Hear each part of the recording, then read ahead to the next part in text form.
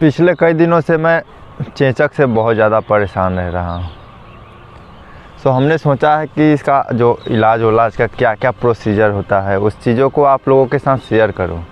वैसे मैं बिहार से हूँ, तो बिहार में इसे माता जी कहा जाता है और हिंदी में कहें तो इसे चेचक कहा जाता है और इंग्लिश में स्मॉल पॉक्स या चिकन पॉक्स भी कहा जाता है। तो चलिए जानते हैं कि इसके बारे में मेडिकल साइंस का क्या कहना है, WHO इसको क्या कहती है। तो सारी चीज़ों के बारे में आज हम लोग बात करेंगे। सो इस वीडियो को पूरे अंत तक देखिएगा। तो सबसे पहले हम लोग बात करते हैं कि इसको घरेलू उपचार किन किन तरीक़ों से की जाती है। तो जब भी आपको जब ये होता है चिकन पॉक्स या माता जी कहें या चेचक कहें, तो सबसे पहले आपके फेस पे होता है, उसके बाद आपके सीने पे और फेस से ये शुरुआत होता है इसका। तो यहाँ से शुरू होगा और थोड़ा थोड़ा सा जलन करने लगेगा और इचिंग होगा, खुजलाने लगेगा, इस तरीके से होता है। तो सबसे पहले अगर इस तरीके का हो तो आप हल्दी वल्दी खाना बंद कर दें, तेल प्याज वगैरह, और सादा खाना खाएं। जैसे चावल हो गया, चावल का मर गीला होता है उस तरीके से खाएं, और रोटी के साथ कुछ ऐसा चीज़ खाएं जो लहसुन प्याज ये वगैरह ये सब चीज़ें ना हो। तेल मसाला बिल्कुल भी आपको नहीं खाना होता है, क्योंकि तेल मसाला पर और भी ज़्यादा बढ़ जाता है। तो हमने इन सारी चीज़ों को छोड़ दिया था और नीम का पत्ता मंगवाया फ़ौरन नज़दीक के गाँवों से यहाँ पे, और नीम के पत्ते को लेकर आपको अपने सिरहाने के नीचे सोना होता है। और उसके बाद स्नान का प्रोसीजर होता है कि स्नान जब भी आप करें तो गर्म पानी के अंदर नीम के पत्ते को डाल दें और उसमें उसको उबाल दें, और जब ठंडा हो जाए तो उससे स्नान करें। उससे होता क्या है कि इसमें जितना भी कीड़ा होता है, वायरस, ये सारी वो उससे नष्ट होती जाएगी धीरे धीरे। तो ऐसे ही आपको स्नान करना होता है। और नीम का पत्ता आपको हमेशा रखना होता है अपने पास, मतलब बेड के पास रखिए या डोर वोर चारों तरफ। और आप कोशिश करें कि अकेले रहें, इंटेंसिव रहें, अकेला, जहाँ कोई ज़्यादा लोग ना रहता हो वहाँ पे रहें।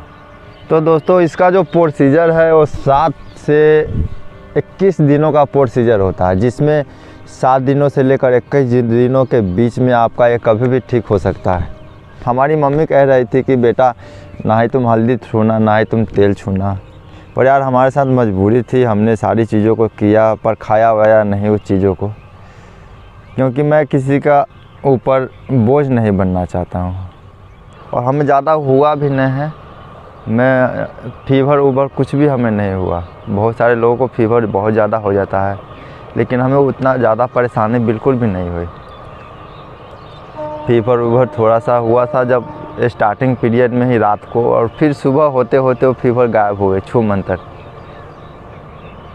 तो अभी ठीक ठाक हूँ। और रात को जब आप सोने जाते हो तो इधर उधर इचिंग करने लगता है, खुजलाने लगता है। तो उसके लिए आप चाहें तो सिट्रीजिन एक दवा होता है वो ले सकते हैं, और इचिंग से शायद आपको राहत मिल सके।